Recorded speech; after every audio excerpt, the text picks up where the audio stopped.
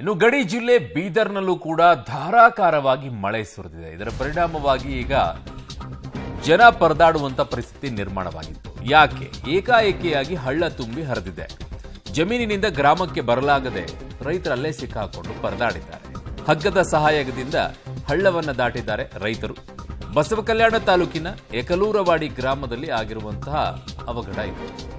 ಹಳ್ಳ ತುಂಬಿರುವಂತಹ ಪರಿಣಾಮವಾಗಿ ಜಮೀನಿಗೆ ಹೋದಂತಹ ರೈತರು ಈ ಕಡೆಗೆ ಬರಲಾರ್ದೇ ಪರದಾಡಿದ್ದಾರೆ. ಹಾಗಾಗಿ ಹಗ್ಗ ಕಟ್ಟಿ ಅವ್ರನ್ನ ಈ ಕಡೆ ಕರ್ಕೊಂಡು ಬಂದಿದ್ದಾರೆ.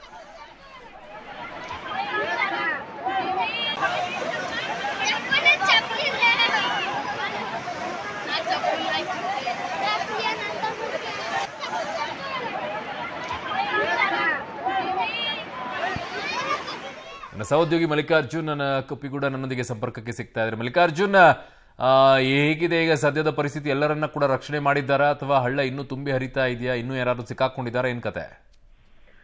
ಖಂಡಿತ ಅರುಣ್, ನಿಜಕ್ಕೂ ಒಂದ್ ರೀತಿಯ ಏನು ಗಡಿ ಜಿಲ್ಲೆ ಬೀದರಲ್ಲಿ ಏನು ಕಳೆದ 3-4 ದಿನಗಳಿಂದ ಒಂದ್ ರೀತಿಯ ಮಳೆ ಸುರಿತಾ ಇರುವಂತದ್ದು. ಬಹುತೇಕ ನಿನ್ನೆ ಸಂಜೆ ಏನಿದೆ ಏಕಾಏಕಿ ಒಂದ್ ರೀತಿಯ ಧಾರಾಕಾರ ಮಳೆ ಅಂದ್ರೆ ಭಾರಿ ಮಳೆ ಆಗಿರುವಂತದ್ದು. ಹೀಗಾಗಿ ಬೀದರ್ ಜಿಲ್ಲೆಯ ಬಸವಕಲ್ಯಾಣ ತಾಲೂಕಿನ ಎಕ್ಲೂರು ವಾಡಿ ಏನು ಗ್ರಾಮ ಇದೆ, ಆ ಗ್ರಾಮದಲ್ಲಿ ಒಂದ್ ರೀತಿಯ ಹಳ್ಳ ಕೊಳ್ಳಗಳು ತುಂಬಿ ಹರಿದಿರುವಂತದ್ದು, ರಭಸವಾಗಿ ಹರಿತಿರುವಂತದ್ದು. ಹೀಗಾಗಿ ಒಂದ್ ರೀತಿಯ ಬೆಳಗ್ಗೆ ಏನು ಒಂದು ಜಮೀನಿಗೆ ಹೋಗಿದ್ರು ರೈತರು, ಆ ಒಂದು ರೈತ ಮಹಿಳೆಯರಾಗಿರ್ಬೋದು ಎಲ್ಲರೂ.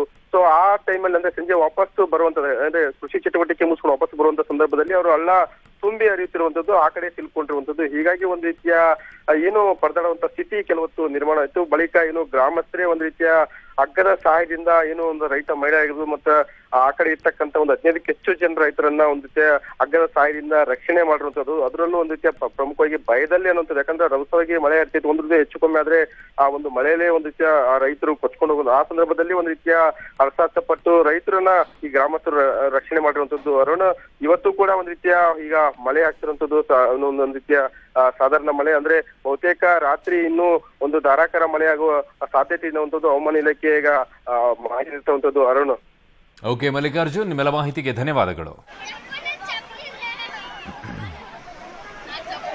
ಬಿಸಿಲ ನಾಡು ಬಳ್ಳಾರಿ ಧಗಧಗನೆ ಬಿಸಿಲಿನಲ್ಲಿ ಉರಿಯುತ್ತೆ ಅಲ್ಲಿ. ಆದ್ರೆ ಈಗ ಮಳೆನೂ ಅದೇ ರೀತಿಯಾಗಿ ಸುರಿಯುತ್ತೆ ಅಲ್ಲಿ. ಯಾಕೆ ಅಂತಂದ್ರೆ ಸಂಡೂರಿನಲ್ಲಿ ಆಗಿರುವಂತ ಅನಾಹುತವನ್ನ ನೋಡಿ. ಸಂಡೂರಿನ ಮೈನಿಂಗ್ ಏರಿಯಾದಲ್ಲಿ ಮಳೆ ಅವಾಂತರ ಹೇಗಾಗಿದೆ ಅಂತಂದ್ರೆ ಮಳೆ ನೀರಿನಲ್ಲಿ 100 ಲಾರಿಗಳು ಜಲಾವೃತವಾಗಿದೆ. ಮಳೆ ನೀರಿನಲ್ಲಿ ಲಾರಿಗಳು ಮುಳುಗಿ ಚಾಲಕರು ಪರದಾಡಿದ್ದಾರೆ. ಸಂಡೂರು ಅಂತಂದ್ರೆ ಮೈನಿಂಗಿಗೆ ತುಂಬಾ ಫೇಮಸ್ ಆಗಿರೋದು. ಈ ಏರಿಯಾದಲ್ಲಿ ಮಳೆ ಸುರಿದಿದೆ. ಕುಮಾರಸ್ವಾಮಿ ಪರ್ವತದಲ್ಲಿ ನೋಡಿ, ಅಲ್ಲಿ ಲಾರಿಗಳೆಲ್ಲ ನೀರಿನಲ್ಲಿ ಅರ್ಧಕ್ಕರ್ಧ ಮುಳ್ಕೊಂಡು ನಿಂತಿವೆ. ಚಾಲಕರೆಲ್ಲ ಪರದಾಡಿದ್ದಾರೆ, ಏನು ಮಾಡೋದಪ್ಪ ಅಂತ ಹೇಳಿ. ಈ ದೃಶ್ಯಗಳನ್ನು ನೋಡಿ ಒಂದ್ಸಲ ಹೇಗಿದೆ ಅಂತ ಹೇಳಿ. ಅರ್ಧ ಲಾರಿಗಳು ಮುಳುಗಿ ನಿಂತಿವೆ ನೀರಿನಲ್ಲಿ.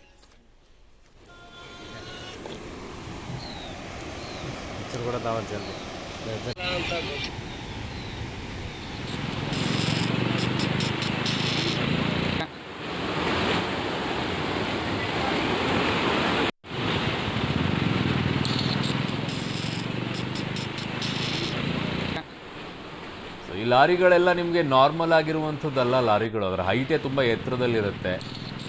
ಅದಿದ್ದಾಗಲೂ ಸಹ ಅದು ಅರ್ಧ ಮುಳುಗುತ್ತೆ ಅಂತಂದರೆ ಯಾವ ಪ್ರಮಾಣದಲ್ಲಿ ಅಲ್ಲಿ ಬಂದು ನೀರು ನಿಂತಿರಬೇಕು, ಮಳೆ ಹೇಗೆ ಸುರಿದಿರಬೇಕು ಅನ್ನುವಂಥದ್ದನ್ನು ನೋಡಿ ಚಾಲಕರೆಲ್ಲ ಪರದಾಡೋಗಿದ್ದಾರೆ. ಕಾರಣ ಈಗ ಅದನ್ನು ತೆಗಿಯೋಕ್ಕಾಗಲ್ಲ. ನೀರು ಬಂದು ನಿಂತಿದೆ ಅಂದರೆ ಕೆಸರಾಗಿರುತ್ತೆ, ಲಾರಿಗಳು ಮೂವ್ ಆಗಲ್ಲ. ನೀರೆಲ್ಲ ಇಳಿಯೋವರೆಗೂ ಕಾಯಬೇಕಾಗತ್ತೆ. ಇಲ್ಲ ಮುಂದಿನಿರುವಂಥ ಲಾರಿಯನ್ನು ಯಾರಾದರೂ ಎಳಿಬೇಕು ಮೇಲ್ಗಡೆಗೆ.